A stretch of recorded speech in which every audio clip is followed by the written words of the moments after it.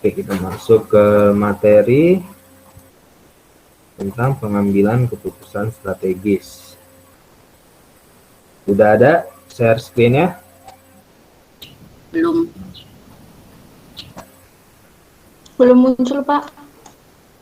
Baru, Pak. Belum muncul? Udah sekarang? Saya sudah. Ya, Saya sudah, Pak.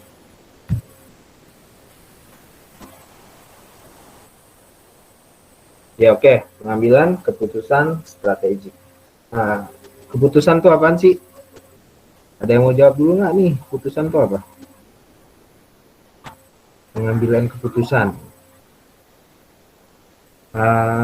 Saya memutuskan untuk sekolah di Staben. Saya memutuskan menikah dengan si ini gitu. Nah, keputusan itu apa? Pilihan yang terbaik, Pak. Hah? Pilihan yang terbaik. Pilihan yang terbaik, asik. Jadi kalian memilih Staben itu sudah menjadi pilihan yang terbaik ya? Benar nggak? Jangan satu-satunya, Pak. Oh, jalan satu-satunya ya. Emang kenapa tuh? Kok bisa jalan satu-satunya? Dikarenakan udah mendaftar yang lain-lain, di Undip, terus mungkin belum rezekinya, belum bisa di situ, Pak. Terus ya udah ada info di Staben ada beasiswa, ada jurusan umum, ya udah, Pak, ambil di situ, nggak apa-apa gitu. Oh, ini Tri ya? Tri Mulyani ya? Iya, Pak, betul. Iya. Oke, ya.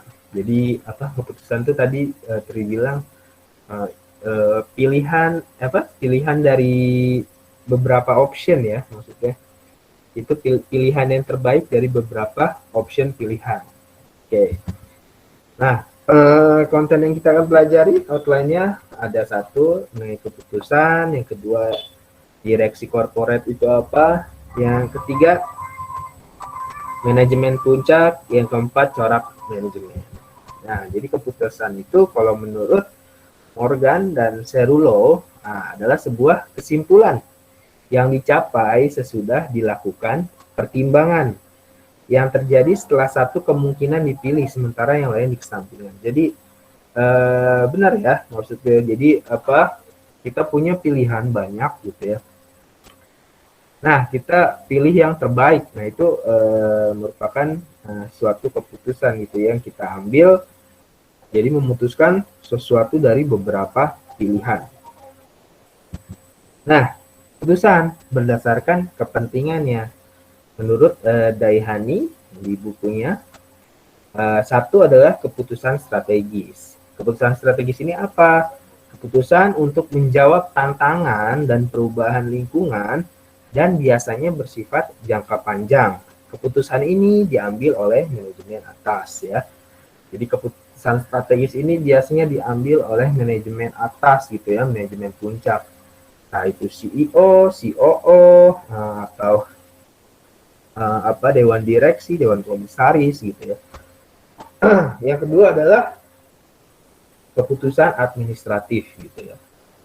Atau taktik nih, keputusan yang berkaitan dengan pengelolaan sumber daya, bisa keuangan, bisa teknik, bisa operasional, bisa sumber daya manusianya gitu ya. Nah, keputusan ini diambil oleh manajemen menengah. Kemarin kita sudah mempelajari tentang manajemen atas, manajemen menengah, sama manajemen yang di bawah gitu ya. Nah, ketiga, keputusan operasional. Nah, keputusan yang berkaitan dengan kegiatan operasional sehari-hari. Keputusan ini diambil oleh manajemen bawah gitu ya. Supervisornya hari ini mengerjain apa aja gitu ya. Seperti itu. Nah, kita belajar tentang manajemen strategis. Jadi kita harus tahu nih ciri-ciri keputusan strategik itu apa aja sih. Nah, yang pertama adalah keputusan strategik pada umumnya berkaitan dengan skop dari aktivitas suatu organisasi ya. Jadi berkaitannya sama skop organisasi atau perusahaan gitu ya. Lalu yang kedua, strategi berkaitan dengan upaya menyesuaikan, matching aktivitas-aktivitas organisasi dengan lingkungan di mana ia beroperasi. Misalnya persaingan luar negeri merupakan salah satu perubahan lingkungan yang dapat mempengaruhi suatu organisasi. Mari kita sudah belajar tentang scanning, analisis internal dan eksternal. Jadi kita harus matchingin tuh organisasi kita sama lingkungannya secara internal dan eksternal. Yang ketiga yaitu strategi juga berhubungan dengan tindakan dan upaya menyesuaikan aktivitas-aktivitas organisasi yang bersangkutan dengan kemampuan sumber dayanya. Sumber daya kita modalnya berapa? Banyak. Sumber daya kita modalnya kecil. Ini kita matchingin juga sama strategi kita. Jangan sampai modalnya kecil tapi nanti pengeluarannya besar gitu ya. Nah, lalu strategi bukan hanya sekedar menghadapi ancaman lingkungan dan memanfaatkan peluang karena lingkungan, tetapi juga berkaitan dengan upaya menyesuaikan sumber daya keorganisasian dengan ancaman dan peluang tersebut. Mana kita belajar strategi-strategi itu di analisis SWOT. Ada strategi SOS, WST gitu ya. Jadi kita melihat ancamannya apa. Oh, mungkin begini, lalu kita matchingin sama keadaan di dalam perusahaan kita cari strateginya. Begitu juga dengan peluangnya seperti apa gitu ya. Lalu keputusan-keputusan strategik besar kemungkinan mempengaruhi keputusan operasional. Iya, keputusan strategik dibuat oleh manajemen atas gitu ya. Jadi mau nggak mau harus diikutin oleh strategi-strategi yang ada di bawahnya, yaitu ada strategi tadi administratif, taktik, operasional gitu ya. Jadi sangat mempengaruhi keputusan-keputusan yang diambil nanti secara operasional. Lalu ciri keputusan strategik apalagi?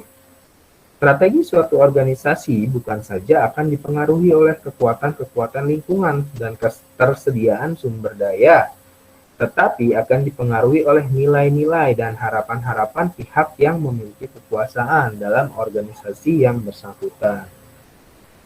Jadi berkaitan juga dengan visi misi yang akan diharapkan oleh si petinggi-petinggi di perusahaan tersebut gitu ya. Lalu keputusan-keputusan strategik kiranya akan mempengaruhi arah jangka panjang suatu organisasi. Jadi kalau kita jadi ada di posisi manajemen puncak gitu ya, keputusan-keputusan itu harus arahnya jangka panjang gitu ya. Seperti saya contohkan di awal-awal ada Walt Disney gitu ya.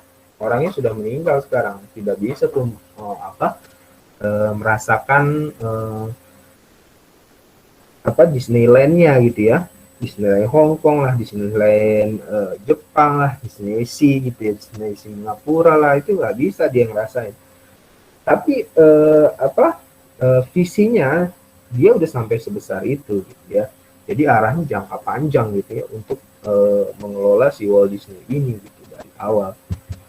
Nah, tadi kita ngomongin dewan direksi gitu ya. Nah ini kalau dalam perusahaan gitu ya, ada yang namanya direksi korporat. Kita bisa bilang dewan komisaris gitu ya, dewan direksi, ada BOD, ada BOC gitu ya. BOD Board of Director gitu ya, dewan komisaris gitu. Nah, itu udah paling atas tuh. Terus di bawahnya ada misalkan CEO gitu ya, direktur. Itu terserah perusahaannya mau namain apa gitu ya. Bawahnya lagi kan ada manajer menengah, ada manajer bawah gitu ya. Nah, direksi korporat ini apa?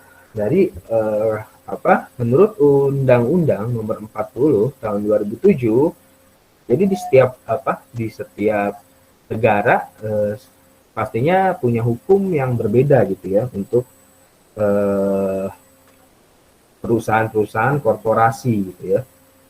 Nah, di Indonesia sendiri diatur nih dalam UU nomor 40 tahun 2007.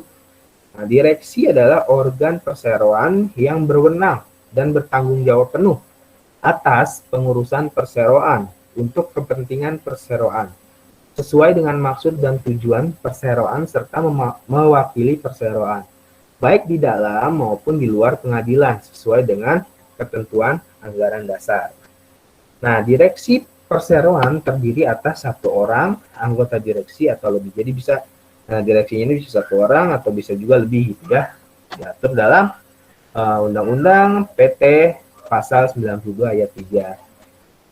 Nah, di ayat 4-nya gitu ya. Namun jika jenis perseroan yang kegiatan usahanya berkaitan dengan menghimpun dan atau mengelola dana masyarakat, perseroan yang menerbitkan surat pengakuan utang kepada masyarakat atau perseroan terbuka wajib mempunyai paling sedikitnya 2 orang anggota direksi. Jadi anggota direksinya harus 2 orang nih kalau sudah perusahaannya itu ibaratnya go public gitu ya.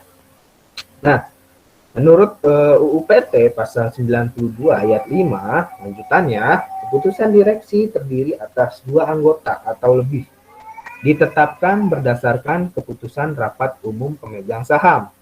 Untuk pembagian tugas dan wewenang anggota direksi ditetapkan berdasarkan keputusan direksi. Nah, syarat-syarat untuk menjadi direksi gitu ya, diatur juga nih dalam UU PT pasal 93 ayat 1. Syarat untuk menjadi anggota direksi adalah orang perseroan yang cakap melakukan perbuatan hukum. Namun diatur dalam UU PT pasal 93 ayat 1 ada syarat pengecualian bagi calon anggota direksi. Jika dalam kurun waktu 5 tahun sebelum pengangkatannya pernah 1. Nyatakan pilot. Kedua, pilot bangkrut ya.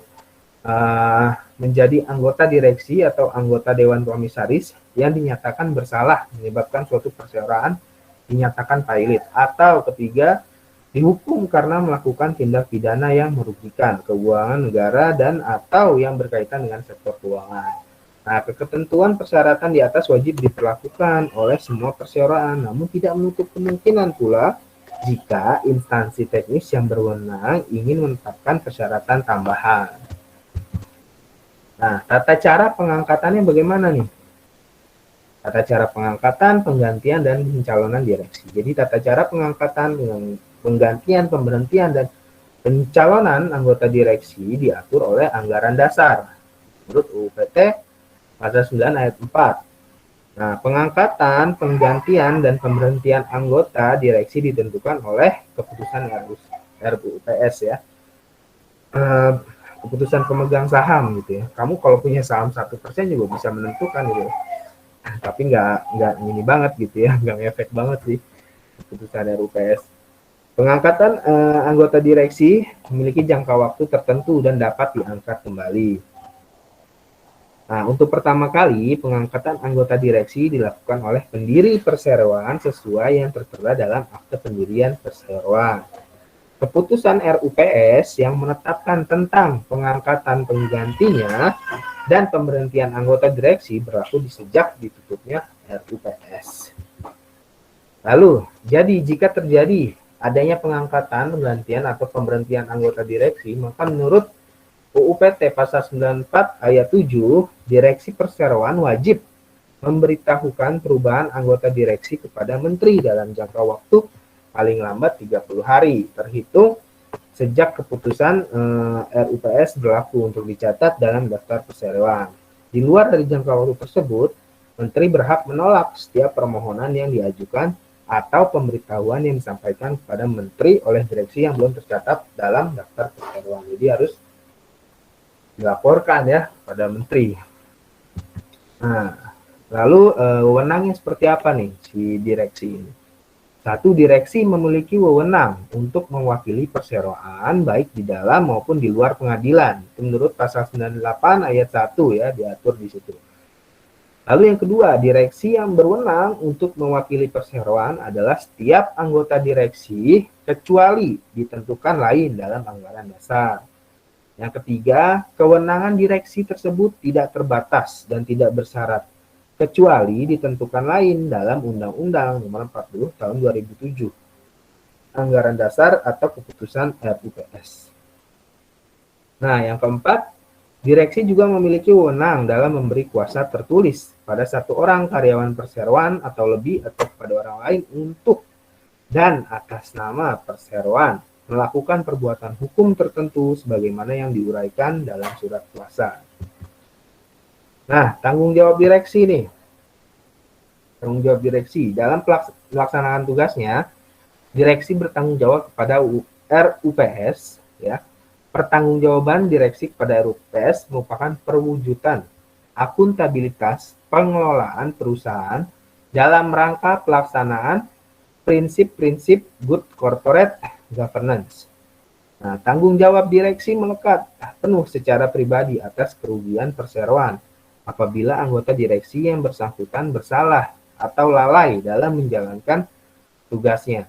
Jika direksi terdiri atas 2 anggota atau lebih, maka tanggung jawab berlaku secara tanggung renteng bagi setiap anggota direksi. Dia harus sama-sama ya bertanggung jawab. Nah, pengecualian terhadap tanggung jawab secara renteng oleh anggota direksi terjadi apabila dapat membuktikan. Jadi kalau salah satunya bisa membuktikan gitu ya, kalau dia tidak bersalah gitu ya, bisa juga gitu ya. Nah, yang pertama, kerugian tersebut bukan karena kesalahan atau kelalaiannya gitu ya, asal dia bisa buktikan. Nah, telah melakukan pengurusan dengan itikat baik dan kehati-hatian untuk kepentingan dan sesuai dengan maksud tujuan perseroan. Tidak mempunyai benturan kepentingan baik langsung maupun tidak langsung. Lalu telah mengambil tindakan untuk mencegah timbul atau berlanjutnya kerugian tersebut. Kalau udah kelihatan rugi gitu ya, tapi dia udah mengambil tindakan sesuai ibaratnya sesuai dengan kapasitasnya sebagai direksi gitu ya. Ini sudah diatur segini begini gitu, tapi tetap rugi ya, tidak bisa disalahkan juga. Lalu tugas direksi apa? Tugas pokok direksi perseroan secara umum adalah A. Memimpin, mengurus, dan mengendalikan perseroan sesuai dengan tujuan perseroan. Yang B, menguasai, memelihara, dan mengurus kekayaan perseroan. Ya. Lalu lebih lanjut, menurut UU PT pasal 102, sehubungan dengan tugas direksi mengurus kekayaan perseroan, di mana direksi berkewajiban untuk memperoleh persetujuan RUPS untuk 1. Mengalihkan kekayaan perseroan atau menjadikan kekayaan perseroan sebagai jaminan utang. Gitu ya. Ini bisa juga gitu ya direksi. Lalu direksi berkewajiban menjalankan dan melaksanakan beberapa tugas selama jabatannya gitu ya. Yang A, membuat daftar pemegang saham, daftar khusus, risalah RUPS, dan risalah rapat direksi. Yang B, membuat laporan tahunan sebagaimana dimaksud dalam pasal 66 dan dokumen keuangan perseroan sebagaimana dimaksud dalam Undang-Undang tentang dokumen perusahaan, memelihara seluruh daftar risalah dan dokumen keuangan perseroan. Jadi kalau misalnya kalian main saham kan itu jelas ya, maksudnya ada keuangannya bagaimana gitu ya. Kalian bisa melihat tuh kalau perusahaan-perusahaan yang udah go public gitu ya. Nah, ini kita lagi membahas perusahaan-perusahaan yang memang sudah besar gitu ya. Dia ada direksinya gitu ya, ada BOD, BOC gitu ya. Dilengkap. Nah, gimana memberhentikan direksi gitu ya? Sesuai UU PT pasal 105 gitu. Anggota direksi dapat diberhentikan sewaktu-waktu berdasarkan keputusan RUPS. Dengan menyebutkan alasannya, keputusan ini diambil setelah anggota direksi yang bersangkutan diberi kesempatan untuk membela diri dalam RUPS. Putusan pemberhentian direksi dapat dilakukan di luar RUPS dengan syarat semua pemegang saham dengan hak suara menyetujui secara tertulis dengan menandatangani usul yang bersangkutan. Nah, pemberian kesempatan untuk membela diri sebagaimana dimaksud sebelumnya tidak diperlukan jika anggota direksi yang bersangkutan tidak berkeberatan atas pemberhentian tersebut. Pemberhentian anggota direksi berlaku sejak ditutupnya RUPS, tanggal keputusan pemberhentian direksi, atau tanggal lain yang ditetapkan dalam keputusan RUPS. Nah, sesuai UU PT pasal 106, anggota direksi dapat diberhentikan untuk sementara, jadi bisa diberhentikan sewaktu-waktu. Yang pertama ya, poinnya. Nah, yang kedua bisa diberhentikan sementara ya. Jadi pemberhentian direksi itu tuh ada dua, bisa sewaktu-waktu, bisa sementara. Nah, kalau yang sementara oleh Dewan Komisaris dengan menyebutkan alasannya ya. Pemberhentian sementara diberitahukan secara tertulis kepada anggota direksi yang bersangkutan. 30 hari setelah tanggal pemberhentian sementara, perseroan harus menyelenggarakan RUPS, di mana anggota dapat mencabut atau menguatkan keputusan pemberhentian sementara tersebut. Jika hasil RUPS menguatkan keputusan pemberhentian sementara, maka status pemberhentian anggota direksi yang bersangkutan menjadi pemberhentian seterusnya. Jika perseroan tidak menyelenggarakan RUPS setelah 30 hari tertanggal pemberhentian sementara anggota direksi tersebut atau RUPS yang diselenggarakan tidak menghasilkan keputusan, maka pemberhentian sementara tersebut menjadi batal. Jadi kalau menurut penelitian BOD itu pekerjaannya ya 30% BOD secara aktif bekerja dengan manajemen dalam pengembangan arah strategis gitu ya. Nah, yang kedua, menurut penelitian lagi nih, 30% bekerja untuk merevisi dan mengesahkan proposal manajemen. Yang ketiga, menurut penelitian 40% gitu ya, hanya mengesahkan proposal manajemen strategis gitu. Jadi menurut penelitian BOD ini kebanyakan malah ya 40% cuma ngesahin proposal manajemen strategis gitu ya. Nah, jadi tingkat keterlibatan mereka ada yang kurang gitu ya, ada yang sangat terlibat gitu. Nah, itu kan tergantung orangnya lagi gitu ya. Ketika taruhlah di Indonesia gitu, ketika masalah perpolitikan kita punya banyak BUMN gitu ya. Ada yang ibaratnya apa ya, berjasa gitu ya, untuk menjadikan seseorang menjadi presiden, akhirnya ada titip guling gitu ya, maksudnya titip ya, dititipin lah, oh kamu jadi dewan direksi ini ya gitu ya, tapi nggak tahu juga gitu ya, maksudnya dia itu mampu atau tidak gitu ya menjadi dewan direksi gitu. Jadi tingkat keterlibatan dewan komisaris gitu ya dalam manajemen strategis itu ada yang rendah banget, ada yang aktif banget gitu ya. Nah, kalau yang rendah banget kita ada tuh pentem ya, atau alat peraga gitu. Jadi dia cuma jadi boneka aja di situ gitu ya. Ada yang dia tuh kalau jadi boneka, dia nggak pernah tahu tuh apa yang mesti dilakuin gitu ya. Terus tingkat keterlibatan dia pun nggak ada gitu ya. Namanya tercantum gitu, tapi dia cuma jadi boneka aja di situ. Nah, terus yang kedua ada yang cuma tanda tangan doang gitu ya, kerjaannya cuma tanda tangan gitu ya, mengizinkan karyawan membuat semua keputusan. Tindakan perusahaan diputuskan sesuai rekomendasi karyawan gitu ya. Ada juga gitu ya yang akan jadi dewan komisaris tapi seperti itu gitu. Lalu tinjauannya minimal gitu ya, meninjau dengan menyeleksi isu-isu yang disampaikan oleh karyawan. Lalu partisipasinya nominal juga gitu ya. Ya ada lah gitu, daripada jadi boneka doang gitu ya. Dia terlibat gitu ya dengan terbatas dalam kinerja. Jadi keterlibatannya tidak cukup signifikan gitu ya ke perusahaan. Terus ada lagi yang partisipasinya aktif gitu ya, menyetujui gitu ya, menanyakan dan membuat keputusan akhirnya bagaimana gitu ya. Terus dia tuh jadi anggota BOD yang aktif gitu. Lalu yang terakhir ada katalis ya, atau sangat aktif gitu ya. Dia membuat dan memodifikasi misi, tujuan, strategi, dan kebijakan gitu ya. Jadi ada si owner gitu ya, ibaratnya ada direksinya, dilihat lagi nih visi misi dia aktif sekali gitu ya. Kalau misalnya visinya begini, coba dia kasih arahan gitu ya. Nah, tingkat ini memiliki komite strategi yang aktif. Jadi ada BOD yang emang dia pasif gitu ya, jadi boneka doang, dia yang cuma tanda tangan doang gitu. Ada yang memang benar-benar aktif. Gitu. Nah, lalu peran direksi dalam manajemen strategis. apa aja. Yang satu, memonitor ya. Dengan melakukan tindakan melalui komite, Dewan dapat terus mengikuti perkembangan di luar dan di dalam perusahaan.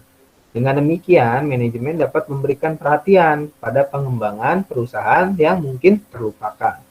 Minimal Dewan harus dapat menyelesaikan tugas-tugas tersebut. Lalu yang kedua adalah mengevaluasi dan mempengaruhi. Dewan dapat memeriksa proposal keputusan dan tindakan manajemen, setuju atau tidak setuju dengan mereka, memberikan nasihat dan saran dan garis besar berbagai alternatif. Banyak para dewan aktif yang juga melakukan ini sebagai tambahan dari tugas memonitor aktivitas manajemen. Lalu yang ketiga, memulai dan menetapkan.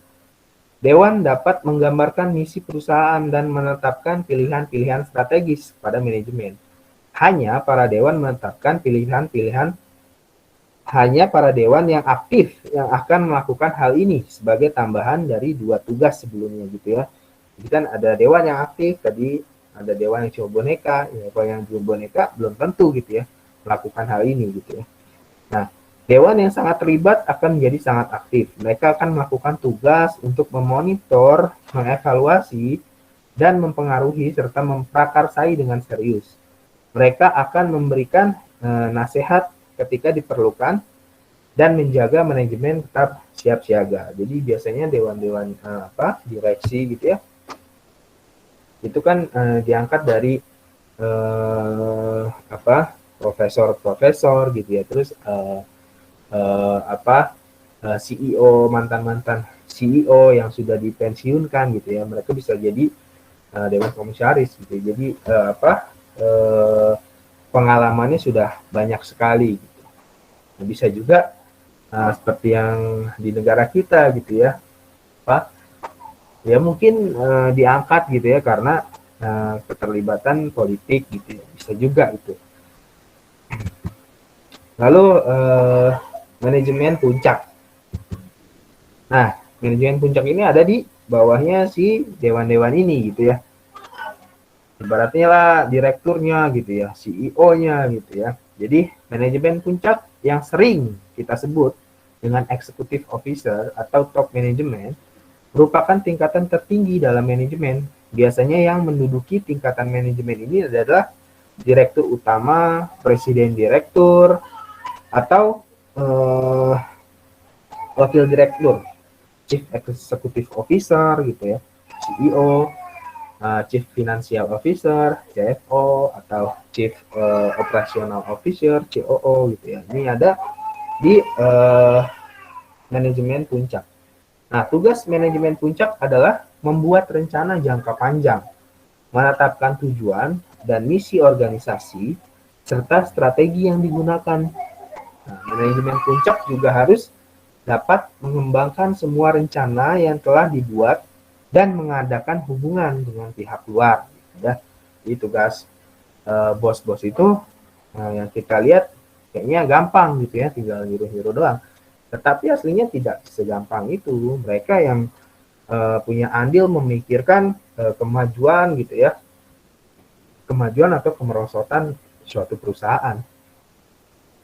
Jadi kalau kita bekerja di tempat di suatu perusahaan ya, kita kalau mau bagus gitu ya, kita doain aja bos kita gitu ya, agar terus bisa bikin perusahaan tuh sustainable gitu ya, terus-terusan berjalan. Nah, tugasnya manajemen puncak itu apa? Satu, memenuhi peran utama. Apa aja nih? Tokoh kepemimpinan ya, tokoh kepemimpinan, bertindak sebagai pemimpin legal dan simbolis, dan melakukan kewajiban sosial. Tadi liatin tuh siapa sih nih CEO-nya gitu ya. Kita harus maju tuh kalau misalkan udah jadi CEO gitu ya. Kita lihat gitu ya. Jadi bertindak sebagai pemimpin legal dan simbolis, melakukan kewajiban sosial. Yang kedua, kita menjadi pemimpin ya, memotivasi karyawan, mengembangkan karyawan, dan memberi petunjuk gitu ya kepada bawahan, bertindak sebagai modal peran, memberikan visi misi untuk masa depan. Ketika kita jadi CEO yang baik gitu ya, CEO yang ramah, yang bisa memotivasi, yang bisa sekali ngomong aja bisa mempengaruhi bawahan gitu ya untuk termotivasi juga dalam pekerjaannya ya. Di situ kita akan berpengaruh gitu ya, berpengaruh terhadap bawahan-bawahan kita, dan bawahan kita juga akan bekerja bisa lebih baik gitu ya. Ketika bekerja sudah lebih baik, ya pastinya perusahaan akan lebih baik juga gitu ya. Lalu yang ketiga adalah bisa menjadi penghubung gitu ya, memelihara kontak jaringan dan sumber-sumber informasi dengan orang-orang penting dalam lingkungan kerja, aktif di asosiasi perdagangan industri gitu ya, bermain golf dengan CEO lain. Jadi lifestyle itu diperlukan gitu ya. Gunanya buat apa gitu ya? Untuk kita bisa saling silaturahmi, kita bisa saling tahu gitu ya. Jadi kalau bos-bos bermain golf ya itu bukan hahaha aja, tapi bisa menghasilkan puluhan miliar gitu ya, bisa menghasilkan ratusan juta dari permainan golf itu gitu ya. Kita berkenalan gitu sama CEO lain, apa yang bisa kolaborasikan gitu ya, dari perusahaan dia sama perusahaan kita gitu kan. Di situ kita kalau jadi CEO ya harus punya kemampuan itu gitu ya. Jadi ketemu orang ya nggak asal ketemu orang gitu, bermain juga nggak asal bermain. Kita punya mobil Lamborghini juga bukan asal beli gitu ya, tapi ibaratnya itu strategi gitu ya, strategi agar kita bisa menyamakan si bos yang lain itu gitu ya, agar bisa kita saling sama gitu ya, perlakuannya sama gitu ya. Jadi kita bisa dilihat juga, oh ini beneran nih dia pemiliknya gitu ya. Ibaratnya oh dia bukan pemiliknya, maksudnya dia direkturnya, dia pemimpinnya gitu ya. Lalu tugasnya lagi apa? Memonitor ya, mencari dan mendapatkan informasi yang diperlukan untuk dapat memahami perusahaan dan lingkungannya gitu ya. Lalu penyebar dia, meneruskan informasi untuk tim manajemen puncak lainnya, mengomunikasikan rencana strategis gitu ya, dari manajemen bawah ada informasi apa gitu ya, ada apa yang kurang, apa yang lebih gitu ya, dan kita dia informasikan lagi ke dewan direksi gitu. Lalu tugasnya lagi apa? Sebagai juru bicara, meneruskan informasi kepada kelompok-kelompok utama dan orang-orang dalam lingkungan kerja gitu ya. Dia juga bisa menjadi penengah gitu ya. Juru bicara salah satu karyawan ada yang minta naik gaji, bagaimana gitu ya. Nah ini kan juga bisa jadi juru bicara dalam pemberian gaji itu ke dewan direksi, apakah karyawan ini bisa kita naikkan gitu ya di bulan ini atau di tahun ini gitu.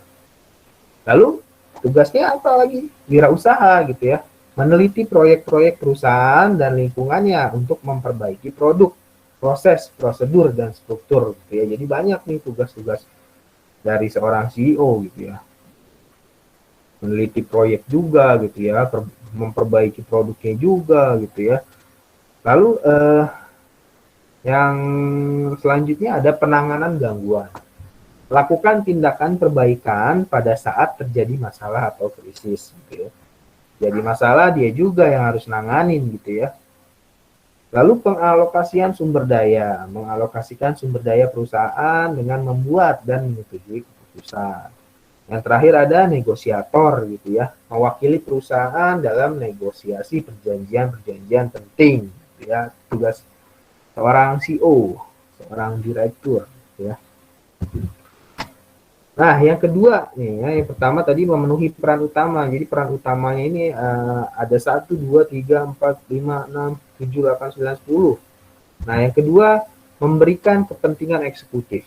Jadi CEO itu dengan pemahaman misi yang baik sering dirasa sebagai pemimpin yang dinamis dan berkarisma gitu ya.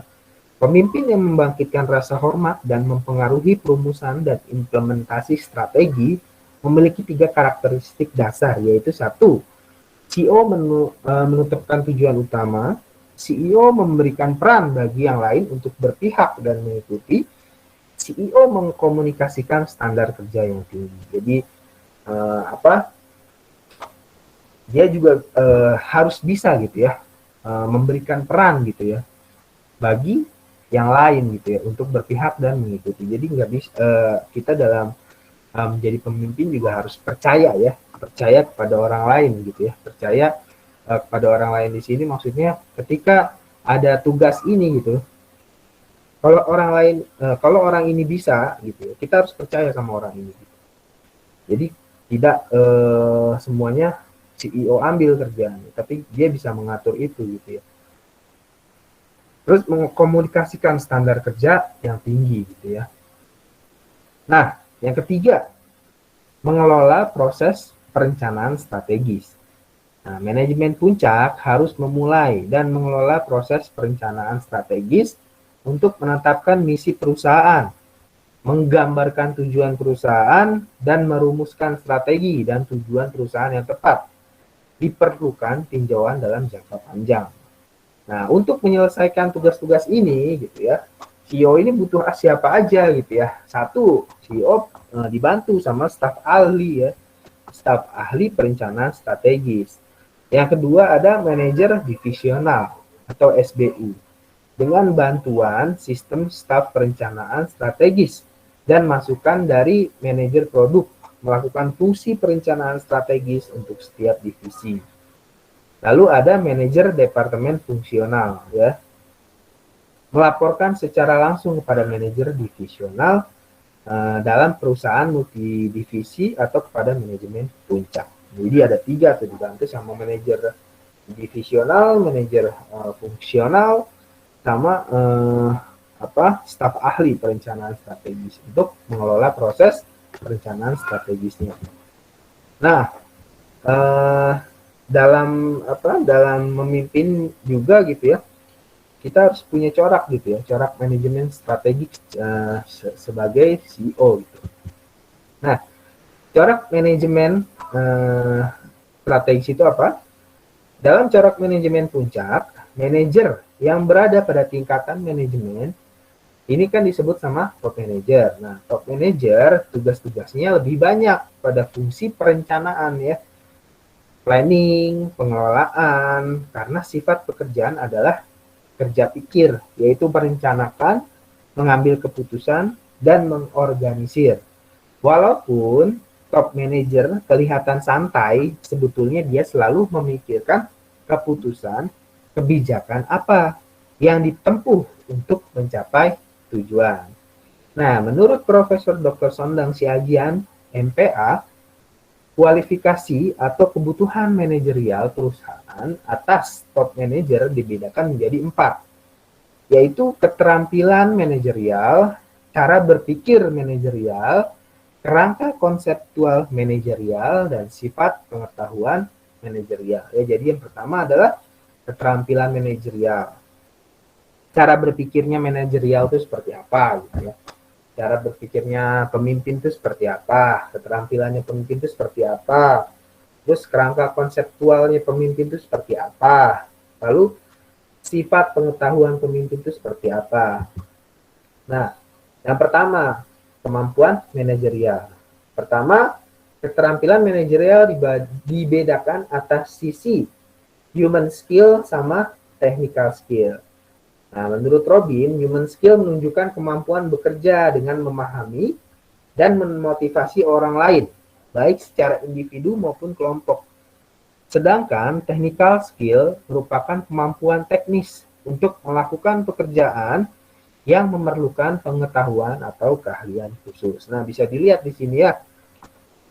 MP itu manajemen puncak, MM itu manajemen menengah, MR itu manajemen rendah.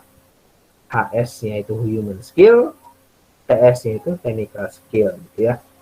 Nah, kita lihat di MP ini ternyata manajemen puncak ini harus lebih banyak human skill-nya dibanding technical skill gitu ya. Jadi kalau kalian jadi pimpinan, kalian dalam kemampuan manajerial kalian harus banyakin human skill sama daripada technical skill gitu ya. Tapi technical skill juga harus kalian ketahui gitu ya.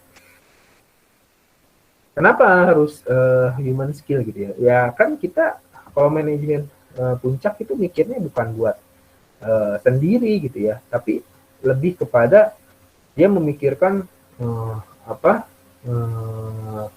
karyawan yang banyak gitu ya. Jadi secara pikiran kita harus lebih punya seni human skill-nya gitu ya, lebih punya bisa mempengaruhi orang tuh bisa lebih banyak gitu ya, lebih banyak orang yang bisa kita pengaruhi gitu ya. Jadi human skill perlu lebih banyak dibanding technical skill. Nah, kalau di manajemen menengah ini hampir sama gitu ya, antara human skill sama technical skill gitu ya. Kalau di manajemen rendah, ini lebih banyak technical skill-nya yang harus dipunyai gitu ya, dibanding human skill-nya. Nah, yang kedua, cara berpikir manajerial. Cara berpikir manajerial dibedakan atas cara berpikir holistik dan atomik. Cara berpikir holistik adalah cara berpikir secara menyeluruh dengan mempertimbangkan segala aspek yang mungkin mempengaruhi perusahaan. Sedangkan cara berpikir atomik adalah cara berpikir yang terbatas pada bagian-bagian tertentu dalam perusahaan, meskipun keterikatannya pada organisasi sebagai keseluruhan tetap dipertahankan gitu ya. Nah, di NP ya harus dibanyakin holistiknya dibanding atomiknya. Di MM ya bolehlah setengah gitu ya, setengah-setengah, dia harus balance gitu ya. Di MR lebih banyak atomiknya gitu ya dibanding holistiknya gitu ya. Jadi kalau atomik tadi kan cara berpikir yang terbatas pada bagian-bagian tertentu. Gitu. Ketika kita menjadi ibaratnya manajer keuangan gitu ya di tingkat rendah, ya sudah gitu kan kita di bagian itu saja gitu ya berpikirnya, tidak walaupun harus menyeluruh gitu, tapi fokusnya di situ gitu. Tapi kalau manajemen puncak ya harus mikirin semuanya gitu.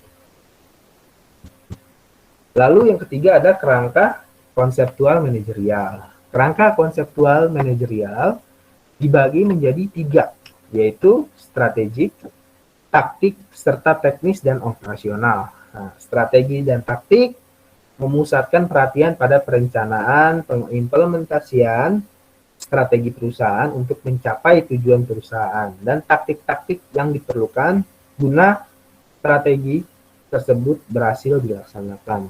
Ya. Nah, MP ini lebih banyak strategiknya nih dibanding teknisnya ya. Begitu juga MM harus balance gitu ya. Lalu MR-nya manajemen rendahnya ini harus banyak teknisnya gitu ya, dibanding operasional. Lalu yang keempat, sifat pengetahuan manajerial. Sifat pengetahuan manajerial yang diperlukan oleh para manajer dalam mengemudikan perusahaan dibagi menjadi 2, yaitu sifat generalis dan spesialis. Mirip seperti keterampilan manajerial, sifat pengetahuan generalis atau umum gitu ya, adalah sifat pengetahuan yang mencakup keseluruhan pelaksanaan berbagai kegiatan operasional perusahaan. Sedangkan sifat pengetahuan spesialis adalah sifat yang lebih mengarah pada bagian-bagian yang ditangani dalam pelaksanaan berbagai kegiatan operasional ya. Jadi mikirnya kalau jadi manajemen puncak ya generalisnya harus lebih besar dibanding spesialisnya gitu ya. Lalu ya materinya cukup sampai di sini.